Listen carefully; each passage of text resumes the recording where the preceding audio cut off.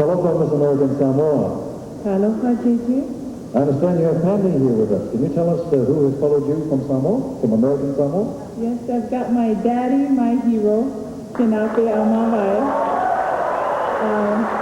My sister, Tiwasa, she's backstage. And cousin Monty. Do you want me to go on? Did you bring the whole clan with you? No, I wasn't able to. Okay, Lupe, please choose your question. Just one.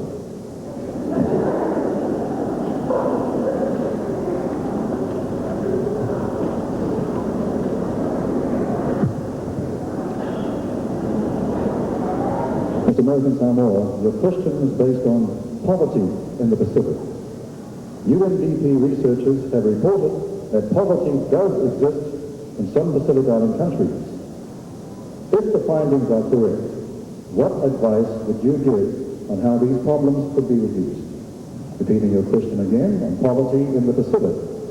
UNDP researchers have reported that poverty does exist in some Pacific Island countries.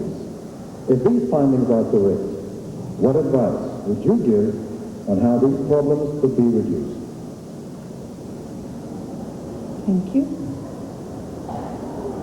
Poverty, I feel, is quite a touchy subject as a Pacific Islander. I feel that in the Western eye, they may define poverty as not being able to have a job to buy us food and not having big, beautiful European-looking homes. But as a Pacific Islander, I feel that here, traditionally in the Pacific, we live off of our environment, our land, and our cultures. I think we are very rich in every way. Although, you know, in European style, they think they don't have enough money. It's poverty, and it exists. Maybe it's true to them. And to improve it, I'd say to promote education so that we can keep up with the fast-paced world and at the same time keep holding on to our strong and rich cultures of the Pacific Islands. Thank you.